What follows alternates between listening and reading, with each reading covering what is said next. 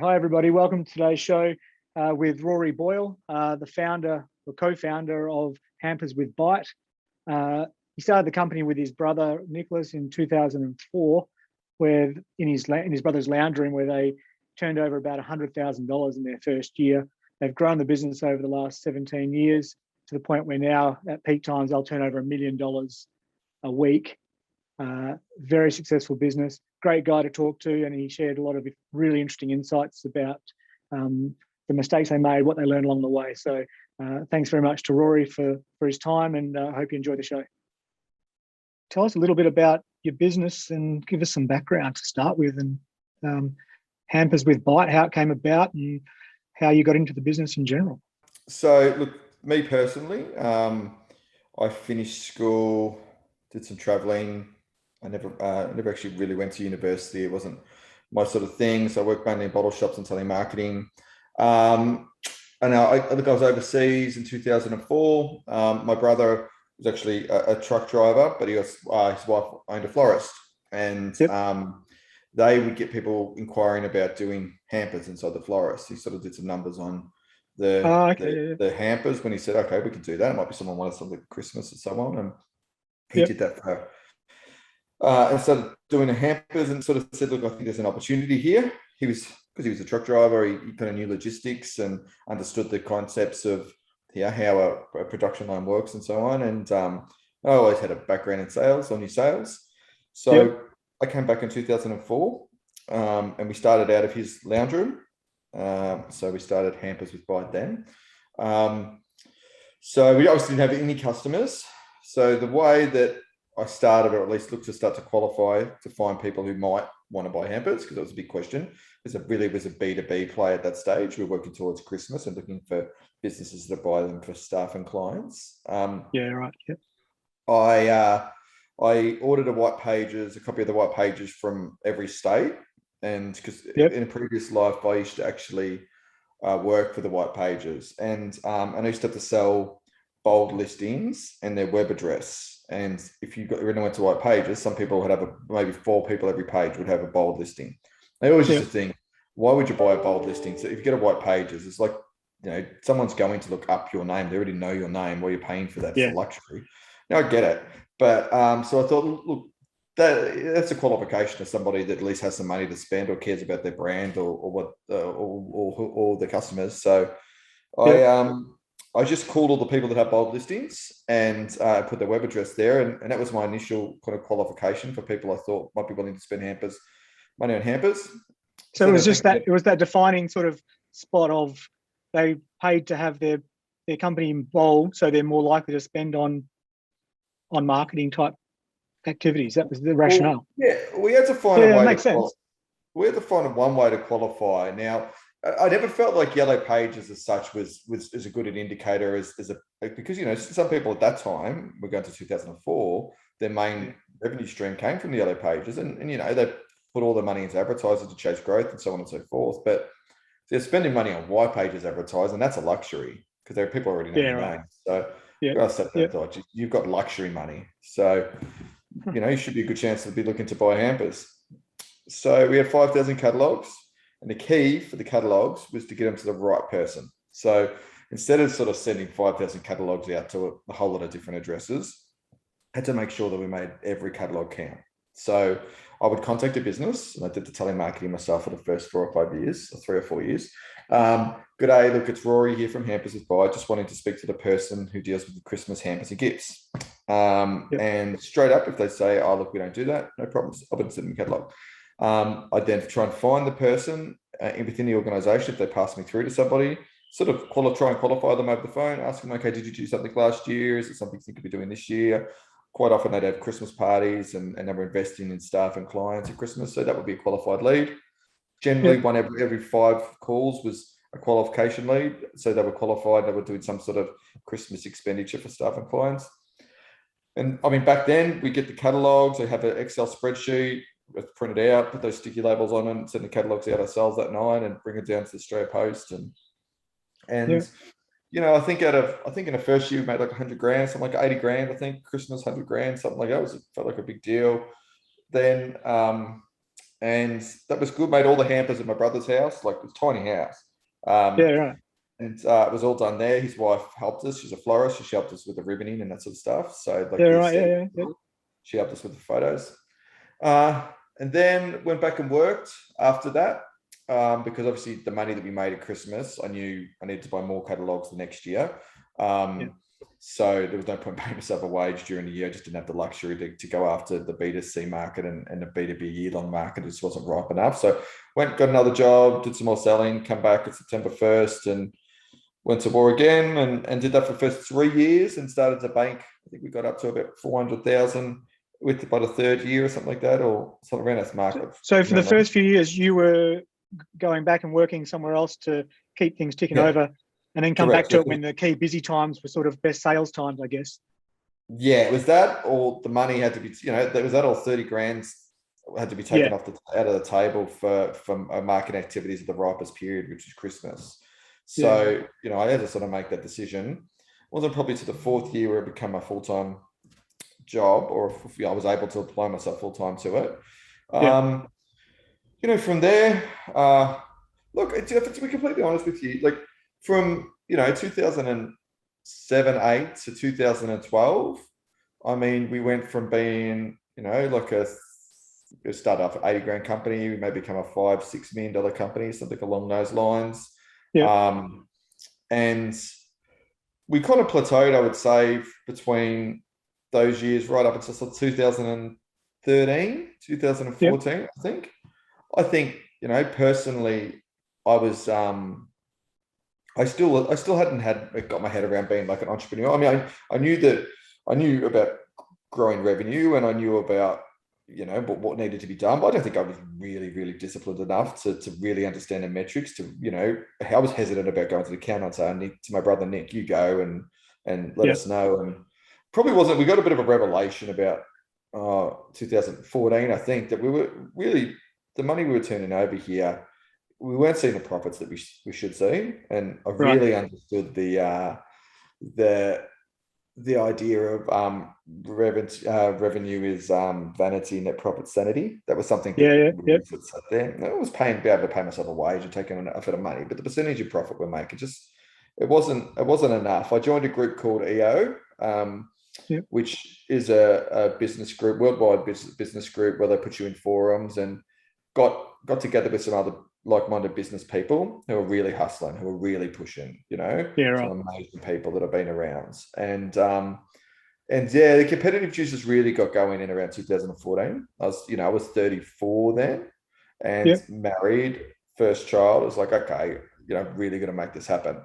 So from 2014 to today, we've grown exponentially to the point where last year we distributed over 300,000 hampers. I think we traded about 23 million. And look, we're looking to grow again this year and continue to grow. The way we sell is very different now. The way we present our product from how we started, is the evolution's been very different. But I guess that's a synopsis of what the journey's been like. Yeah, right. And when you first started, in that first year where you said you turned over about 100,000, did you know then that you were onto something that could be pretty big, or that it was going to be a sustainable business, or you're still trying to find your way at that point?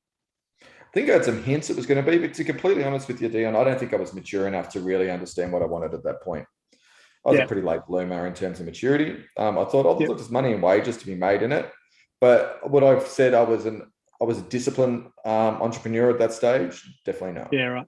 I knew how to sell, I knew how to talk, I knew how to sell the product, but really the disciplines and putting the hard work in that we needed to do after hours and that sort of stuff, I think at 24, 25, 26, I don't think at those years I was probably in that headspace. And I think that's really normal. I see a lot of people put too much pressure on themselves at a too young age. It's not realistic. You've just got to be patient sometimes, but I certainly, knew it was something that was worth sticking with. Otherwise I would have gone and done something else, or started to look into doing something like real estate. I imagine I probably would have been too, or something along those lines. Yeah, well, that was my next question. Was it around, were you always going to go and work for yourself effectively and have a business, or were there other things that you sort of thought you might do, or business was always the way you were going to go? To be completely honest with you, mate, I didn't even consider it. I Yeah, went right. from job to job, and my social life came first, and Yeah. it was about enjoying life. At the time of Nick calling me to start the business, I was in Pamplona, just ran with the Bulls. I Oh, was having the time okay. of my life. I've been traveling Yeah. Europe for 2 3 years. Sounds pretty good. But yeah, I was getting a suntan and having a great time. And to be honest, it was like, whatever. Really didn't put a great deal of thought. I never went to university. I was never a studious person. I think I got Yeah. 39 on my TR at school. I must have wagged a day or two a week. Yeah, right. I wasn't I didn't start very organized, but it is what it is. It's the journey. Yeah. That's part of the journey, right? That is it. So, okay, so you weren't studious, but in terms of, you obviously got certain strengths. What would you say is your biggest strength in business, and how does that help the business, and how does it help you succeed in the business? Yeah. So, I mean, look, it's evolved to the point now where, I think I've got some some real strengths in terms of sales strategy, first and Yep. foremost. I think I feel like I could look at most any B2B business specifically, and potentially B2C, but certainly B2B, and find them a way to make money better. We've Yeah. got Okay. a pretty holistic approach to generating revenue. Certainly digital marketing buying, understanding the key levers, cost per acquisition, average order value, lifetime value of customers, making sure that we're spending the right amount of money on the right customers in the right sectors, again, the right returns. I've got a full-time Facebook media buyer who just Yep. focuses on my media buying, and most of my weeks spent looking at what percentage of advertising we're spending into revenue. Certainly e-commerce, SEO. I was very conscious running a hamper company that not I or my brother are the creative people. So we have Yep. a creative team of about 6 or 7 who do amazing Right. stuff, and the ones that Yep. source our brands and make our product look beautiful and sure we're giving the general public the best quality products. For Yep. me, but like the top 3 skills are probably sales strategy, being able to sort of read the play. I'd say understanding digital marketing, media buying, and I think just kind of just general street smarts when you get in a situation, Yep. and be able to say, okay, what do we do? Where do we go? How can we take advantage of this opportunity, or how we solve the Yep. problem? Just thinking on your feet and being able to be commercial at the right times, the right ways. Basically, yeah, just being commercial and just understanding. Like we've got a bit of they actually like stuff, taking a piss a bit, but I always say think laterally, think outside the box. One of the biggest thing I continue to say to these young people, look, we have to start with this and try and promote to every staff member is if we do everything the same way as everyone else is doing anything, we're stuffed. Do you know what I mean? Yeah. We've got to find different ways to sell. We've got to find different ways to present our product. We've got to find different ways to diversify. Following the leader is one way ticket to failure. So we need to think laterally, and that's what I really, really am enthusiastic about and pushed at my staff is that we need to think laterally. They actually, so they printed us up a t-shirt to think laterally because I went on about it so much. But yeah, it's just really about looking at something, and that doesn't mean you have to completely reinvent the wheel. You might look and say the way something's being done, and then say, okay, how can it be better? I've read a really good comment. I think it was a post on LinkedIn last week, and it was the best way to start a new business idea is read bad Google reviews on an existing product and understand Yep. what's working and find a way to solve it. I thought that was brilliant, and it's true. Yeah. It's probably low hanging fruit right there, right? It is, yeah. So it's not about necessarily inventing something, just making it better, I think. Yeah. And in terms of, like, you just talked about you're not necessarily creative and you've brought people in to do that. Would you put that in the weaknesses category for yourself? Is that how you overcome it? Is it by bringing in people in, or what are other weaknesses, and how do you overcome those? Yeah, most definitely. So straight up, I mean, I have an elementary understanding of accounting. I mean, I know how to read a P&L. I know how to go Yep. through our numbers. I know matching the budget, but we bring in a CFO to manage my numbers, and the return on investment we get from having, I would say he's a VCFO. He does a few days a week with us, and having somebody really understanding, explaining the numbers, explaining our metrics, doing analysis on that, and allowing me to spend the time on what I do best is really important. Yep. Creatively is a weakness of mine. I mean, and of Nick. We've never been the ones who've been able to have an eye to make something brilliant and beautiful. And we've got one hamper, the self-care hamper at the moment, that it sells incredibly well, and it's just The products in it are just color matched beautifully, and we've got a team of all the five girls who are working with us doing that, and they just live and breathe it. And one's a Yeah. marketing manager, one's a graphic designer, another's creative director, and there's a couple more junior roles, and that's just what they do: film content, make things look beautiful, because that's what we Yeah. sell: quality products presented in a beautiful manner that you can rely Yeah. on being delivered on time. So I outsourcing that and really bringing a team in who are really strong on that definitely Yeah. pay dividends as well. Yeah. Okay. And what would you say the best decision you've ever made in business? Was to invest in creatives to take Hampers with Bite to the next level. That's really Yeah, that is your answer. That's that was one of the greatest Yeah. turnaround times, where we had somebody who we do a photo shoot, and we do 30 hampers in a day. And Yeah. Right. and we had someone come in to help us. Nick and I never did the ribboning and the presentation. But then we started to take on full-time creatives, and they could spend time sourcing better product. They could spend more time on photo shoots. Our photo shoots go for 2 weeks, 3 weeks sometimes now. Oh, really? It's like 4 or 5 hampers a day. And then Yeah. we do unboxing videos and that sort of stuff.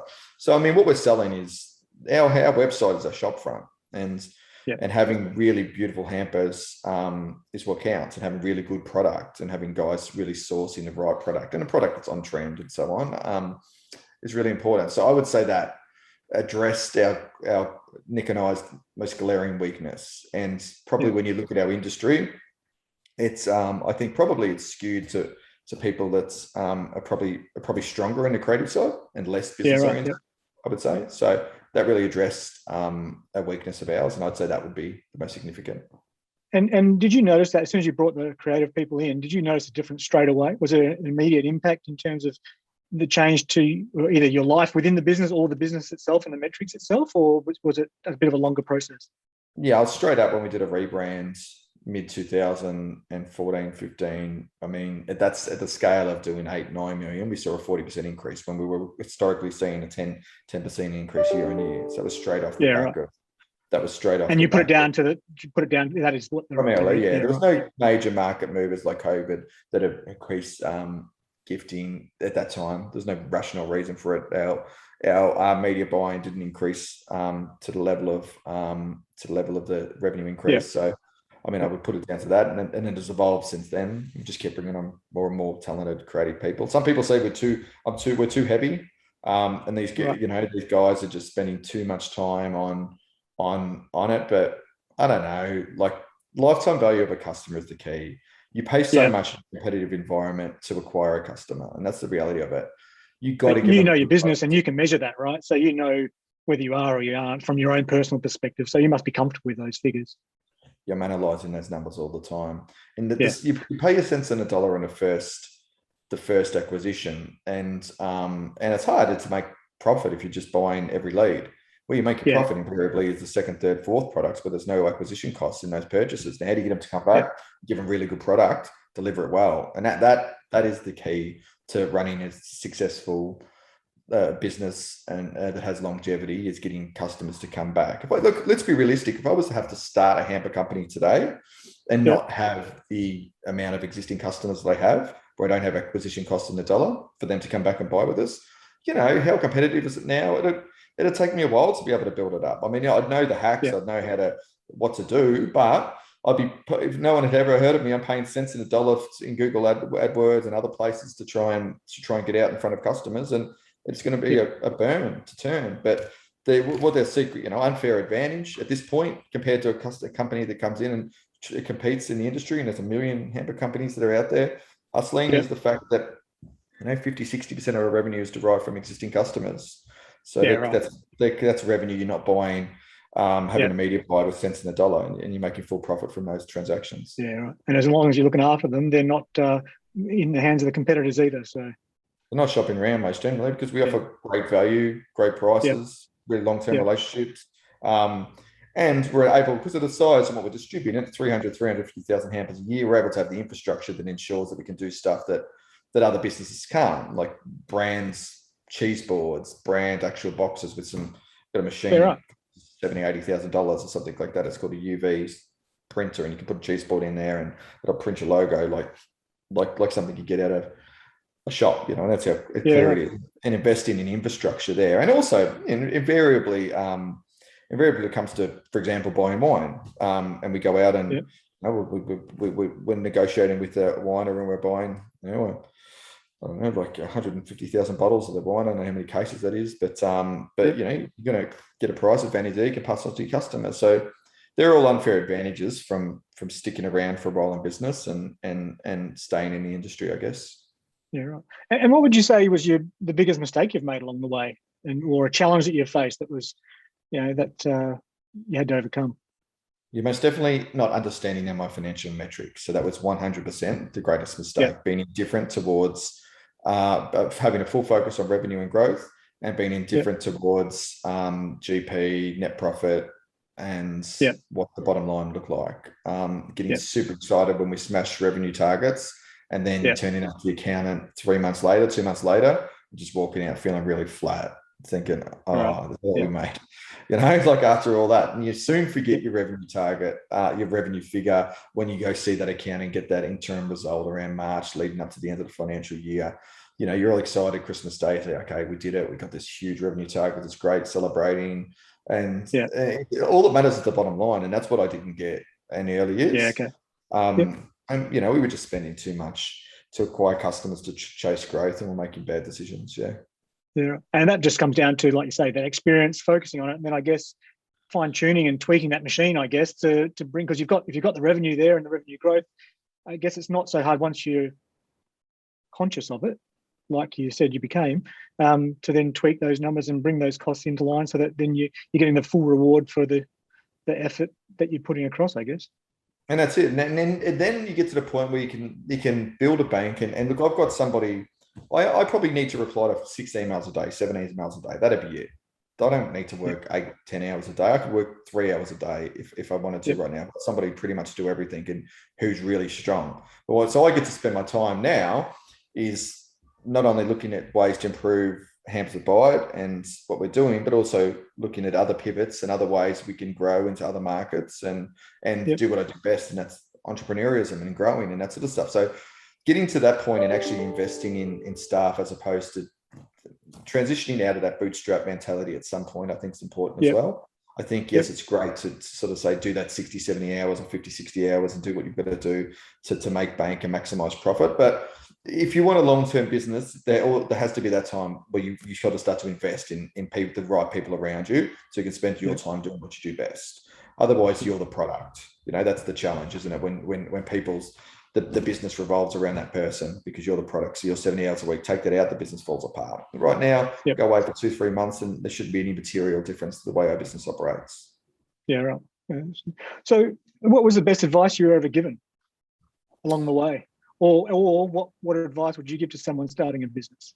So I would say the 3 basic metrics of understanding your ROAS, your return on your advertising spend, so how much you're spending and what you're getting back from that, times by the lifetime value of your customer, so how many times are they coming back and purchasing, and times by the profit derived from that customer over that period.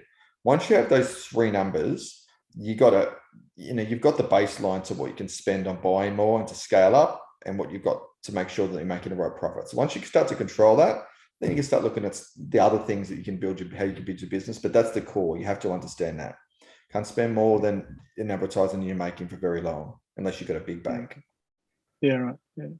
And in terms of risks, what was the biggest risk you ever took in the business, or do you not take many risks, or how do you approach that sort of stuff? We took significant risks for a number of years because particularly at the time, it's very different now. Our business, I mean, we were very Christmas skewed. Right now, where it's probably more 70-30 or 60-40 year long versus Christmas. So in the early years, though, we were very Christmas skewed. So we had to pre-purchase a hell of a lot of product up front, and we didn't have the funds to be able to do it. So to go to friends and family and maybe be borrowing $200,000, $300,000, $400,000, and people trusting people that, like having people trust that they were going to be able to pay them back. I never went to an investors or there's always friends or family, like others, friends or relative or something like that. And I buy them some Shandon or something if I paid them back to say thank you or something, but they never offered us interest rates or anything like that. But yeah, so and then they got to the point where mortgaging a house every year. If you don't hit the Christmas mark, something goes wrong, something falls apart in production, say Yeah, there's right. something that stops you from executing your sales, we could have lost a house easy. Yeah, right. Yeah, okay. So not insignificant at all. Like you're No, it's all like in you're at that rolling point, the right? dice. Yeah. You're going to make targets 8 million. You've got to spend 1.5. You borrow 700. Your mortgage. Half what you've paid off on my brother's house. It's a Yeah. risk, isn't it? You go to work every day Yeah. and think if this falls apart, if this doesn't work, we've got some serious problems here. So, Yeah. And Helps drive you as well. yeah, Gives you this is a motivation as driver. well, right? Keeps you sharp. Yeah, it definitely keeps Yeah. you sharp when you go in there. Yeah, yeah, and it is a good. And then I'm also of the opinion early on in a business as well that sharpness and putting yourself on the edge like that, Yeah. it keeps you hungry, keeps you competitive. It's. I think it's horses for courses at different stages of a business. Yeah. And did you, as you sort of went through, especially starting, but as you progressed, did you have mentors or business people that you looked up to or talked to for advice and that sort of thing? Or Yeah, tell us that about that. evolved. So that Yeah. evolved. Okay. So I've been a member of EO, which is Entrepreneurs Organization, I think it's called. I'd highly recommend any business person looking to join. I think you need about a minimum turnover about 1.5 million, I think it is. Yep. You go in there and then you get put into a forum of say 8 people, and it sounds like culty. It's not. You meet on a monthly basis for 4 or 5 hours, and you just bounce off each other and share business ideas. And you'll have somebody in there's got a $20 million company. You've got Yeah. people around you who are doing all sorts of different things. They're not in the same industry. They might be in HR, they might be in media, they might be in law, but they all have invariably the same problems and all been through a Yeah. lot.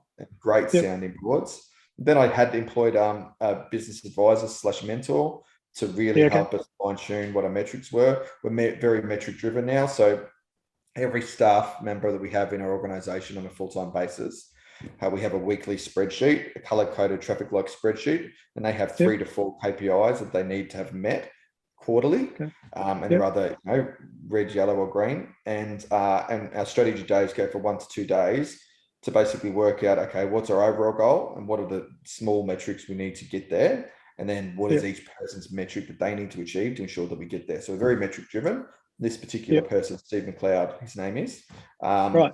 He wrote a book called Courage for Profit, and I worked with him for over a year, and yeah, he'd been a game changer for me. He's instilled the disciplines in me that you just got. Once you've got it, you got, and Yeah. you feel Okay. like pass on to somebody, and it's a revelation. You think, just why didn't I think that earlier? But you just didn't Yeah. know. And unless if you don't know, you don't know, right? And that's the thing. You've got friends and that sort of stuff. You sit down with, who run businesses, and it started off, and that's the thing. And you start to talk, and they're like, okay, yeah. And you think, oh, do you know this common sense? But there wasn't common sense when I was 28, 30, whatever. It wasn't common sense. I didn't know. So Yeah. it's sort of hard. It takes time to learn this stuff. So, Okay. so yeah. So that was somebody who I worked with. Yeah. Yeah. Okay. So in terms of, I think we've pretty much covered everything I wanted to sort of run through. Just to finish off, a couple of quick questions. What was the best business book you've ever read? Or do you read many business books? But if you do, what was the best one you've ever read and why? And also your favorite business or leadership type quote if you might want to share that as well. Yeah. I think it was from Jim Collins, from Good to Great. Don't quote me. But it was a study of like 1,000 businesses, and they narrowed down 10 of the most successful businesses, and then they did an assessment of what the common characteristics they had of each of those businesses. That was a brilliant book. That was really, really interesting. There's a lot of stuff, a lot of assumptions that I had prior to reading that book that were proved wrong once I read it. So in terms that's of a great book. That is, isn't it? Yeah. Yeah. That would be the best book. In terms of a quote, I don't know. Like, I think like, no, it's not a quote, but like something to live by is that proactive paranoia of you don't want to be unnecessarily obsessive, but there's Yeah. some proactivity in being obsessive and looking into your numbers and looking at what you're doing and always being Yeah. on and not being indifferent to cycles and slow sales time, to really digging into your data. And it's amazing what you can uncover. So I guess it's more of as a philosophy. I'm a pretty obsessive guy, so that Okay. it does help sometimes. Yeah. Yeah, right. No, that's good. Very good. Mate, thanks for spending time with us and going through the business and answering the questions. We really appreciate that. That's excellent. No worries. That's cool. I appreciate meeting you guys.